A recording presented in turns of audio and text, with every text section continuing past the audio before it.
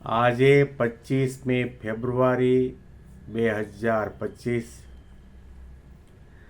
મંગળવાર અને દ્વાદશીના દિવસે આજના ચિંતનમાં તમામ સંતો હરિભક્તોને મારા સાષ્ટાંગ પ્રણામ. જય સ્વામિનારાયણ. આજનું ચિંતન નંદ સંતોના કીર્તનો, મર્મ અને રહસ્ય. પ્રેમ રસાયણ જે જન પામે, તેનો તે માર્ગ ન્યારો રે. પિંડ બ્રહ્માંડમાં પ્રીત ન રાખે, ઉરધારે પીવું પ્યારો રે. પ્રેમ રસાયણ જે જન પામે, તેનો તે માર્ગ ન્યારો રે. મુક્તાનંદ સ્વામીના શરૂઆતના 3 પદો. હરિભજતા સૌ મોટપ પામે, પહેલું પદ. પ્રેમી જનને વશ પાતળિયો, બીજું પદ. પ્રેમ ભક્તિ જેને ઘટ આવે, ત્રીજું પદ. અને આજે આપણે ચોથા પદનો પ્રારંભ કરી રહ્યા છીએ. પ્રેમને એક રસાયણ કહ્યું છે. સારનો સાર એવો જે રસ આ પ્રેમ લક્ષણા ભક્તિમાં રહેલો છે. પ્રેમ રસાયણ જે જન પામે, તેનો તે માર્ગ ન્યારો રે. જગતની અને ભગતની, સંત અને સંસારીની રીત બહુ જુદી હોય છે. એ બંનેની રીતિ નીતિ પ્રણાલિકા, રહેવું બેસવું ઉઠવું, એમાં જમીન આસમાનનો તફાવત હોય છે. જે ભક્ત, જે સાધક, જે સાધુ અને જે મુમુક્ષુ પ્રેમ લક્ષણા ભક્તિ કરે છે, એનો માર્ગ ઘણો ન્યારો છે, જુદો છે.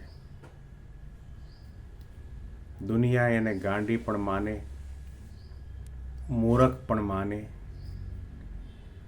બુદ્ધિ વગરના માને, એવું પણ કહે કે આનો તો ઉપલો માળ ખાલી છે. કારણ કે એ ભક્તને, એ સાધુને ભગવાન સિવાય ક્યાંય પ્રીતિ ન હોય, ક્યાંય આસક્તિ ન હોય, ક્યાંય બંધન ન હોય. સંપૂર્ણપણે નિસ્પૃહીપણે અનાસક્ત પ્રમાણે એ પોતે પોતાના ભક્તિ માર્ગની અંદર ડૂબ્યા હોય. પ્રેમનું રસાયણ કોણ પામી શકે? અને પ્રેમનું રસાયણ જેને મળ્યું છે એનું પાન કોણ કરી શકે? પિંડ બ્રહ્માંડમાં પ્રીત ન રાખે.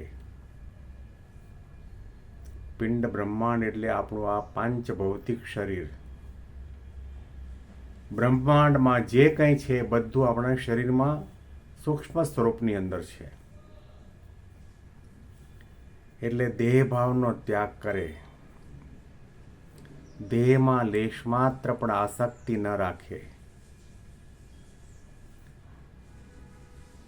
દેહાભિમાન ન રાખે, દેહના પ્રત્યે મમત્વ ન રાખે, દેહને ધૂળ સમાન માને, દેહને મુક્તિનું, ભક્તિનું, સાધનાનું સાધન માને, અને એ દેહનો હંમેશના માટે ગુણાતીતાનંદ સ્વામીએ કહ્યું એ પ્રમાણે લાડવા ખાવા અને પતરાવાળા ફેંકી દેવા. દેહને પતરાવાળા સમાન માને. લાડુની જગ્યાએ દેહમાં રહેલો ચૈતન્ય તત્વ આત્મા છે. એ આત્મા અને પરમાત્માના સુખે સુખી રહે. જગતના કોઈ પણ રમણીય પંચવિષયના સુખને મેળવવાની આશા અપેક્ષા ન રાખે. જાગ્રત સ્વપ્ન કે સુષુપ્તિ અવસ્થામાં એક ક્ષણના માટે પણ એનો સંકલ્પ કે વિચાર ન જાગે. પિંડ બ્રહ્માંડમાં પ્રીત ન રાખે. આપણે ભક્તિ કરીએ છીએ, સત્સંગ કરીએ છીએ, નિયમ ધર્મનું પાલન કરીએ છીએ, દાન ધર્માદો કરીએ છીએ, સમય ઉત્સવમાં જઈએ છીએ, પ્રાતઃ પૂજા કરીએ છીએ, પ્રદક્ષિણા અને દંડવત પ્રણામ પણ કરીએ છીએ,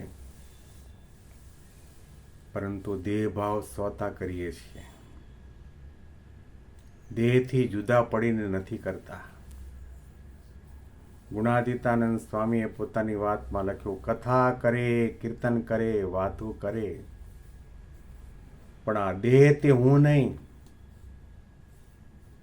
એવું ન માને તો એને કોઈ દિવસ ઘણી બધી સાધના તપશ્ચર્યા કરવા છતાં પણ સમાસ ન થાય અને ભગવાનનો આનંદ ન આવે, આત્માનો આનંદ ન આવે. ભગવાન સ્વામિનારાયણનો સિદ્ધાંત છે કે 3 દેહ 3 અવસ્થાને 3 ગુણોથી પર થઈને પોતાના આત્માને બ્રહ્મરૂપ માનીને ભગવાન પરબ્રહ્મ પુરુષોત્તમ નારાયણની સ્વામી સેવક ભાવે ભક્તિની ઉપાસના કરો. જેણે પ્રેમનું રસાયણ પીધું હોય એ દેહભાવનો ત્યાગ કરે. લોક લજ્જા એને આડી ન આવે, માન આડું ન આવે, કોઈના પ્રત્યે ઈર્ષા કે ઘૃણા તિરસ્કારની ભાવના પણ ન જાગે, અને એને ભગવાનને પોતાના હૈયામાં ધારણ કરે. પિંડ બ્રહ્માંડમાં પ્રેમ ન રાખે, પ્રીત ન રાખે, ઉર ધારે પીયું પ્યારો રે. ઘણા દુનિયામાં એવા પણ મળે કે એને પોતાના શરીરમાં પ્રેમ ન હોય, કપડાનો ત્યાગ કરે, સંસારનો ત્યાગ કરે, ચોમાસામાં વરસાદ, ઉનાળામાં ગરમી, શિયાળામાં કડકડતી ઠંડીમાં પોતે સહન કરે, કોઈની સાથે આસક્તિ નહીં, બંધન નહીં, તેમ છતાં પણ એને ભગવાનની વિશે ભક્તિ ન હોય કે આજે જે કંઈ હું છું એ માત્ર ને માત્ર ભગવાનની કૃપાના કારણે છું. આત્મજ્ઞાન ગમે તેટલું દ્રઢ કર્યું હોય, આત્મનિષ્ઠા ગમે તેટલી દ્રઢ કરી હોય, પરંતુ ભગવાન પુરુષોત્તમ નારાયણની ઉપાસના ન હોય તો એની સાધના ઝીરો કહેવાય. એની સાધનાનું કોઈ ફળ ન મળે. દુનિયા કદાચ એને ધ્યાની માને, તપસ્વી માને, જ્ઞાની માને, વૈરાગી માને, ફકીર માને, મહાત્મા માને, ઘણું બધું માને, પણ એને ભગવાનનો આનંદ ના આવે એ વ્યક્તિ જન્મ મરણના ચક્રાવામાંથી મુક્ત થઈ શકે નહીં.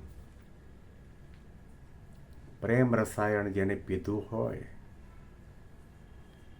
અને પ્રેમ રસાયણનો માર્ગ જેણે લીધો હોય એ ભગવાનની ભક્તિ ક્યારેય પણ મૂકે નહીં. ભગવાનની આજ્ઞા, આદેશ અને વચન પ્રમાણે પોતાનું જીવન કરે. ભગવાનને દરેક ક્રિયાની અંદર કરતા હરતા માને. ભગવાનને સદાના માટે સાકાર, સાકાર, દિવ્ય, અલૌકિક માને, સર્વજ્ઞ માને, અંતર્યામી માને. એક ક્ષણના માટે પણ એને પોતાને એવો ભાવ ન જાગે કે હું કંઈક છું. ભગવાન આગળ, અક્ષર પુરુષોત્તમ મહારાજનું ભજન કરતા તમામ સંતો હરિભક્તોની આગળ હું કંઈ જ નથી, કંઈ જ નથી, કંઈ જ નથી, એવી પ્રકારે નમ્રતા અને ગુણાતીત ભાવનું આસન સિદ્ધ કરી અને ત્યાર પછી પોતાના હૈયાની અંદર પોતાના પ્રિયોતમ પીઓને ધારણ કરે. આ છે પ્રેમ લક્ષણા ભક્તિ. આ છે સાધનાનું રહસ્ય. આ છે સાચી આધ્યાત્મિકતા. આ છે શાસ્ત્ર માત્રનો સાર. અને ભગવાન સ્વામિનારાયણ અને ગુણાતીત ગુરુ પરંપરા આપણી પાસે આવું કરાવવા માગે છે. આ પંક્તિના અનુસંધાનમાં વિશેષ ચિંતન આપણે આવતીકાલે સાંભળીશું. બેંગ્લોરથી પીડી શાસ્ત્રીના. જય સ્વામિનારાયણ.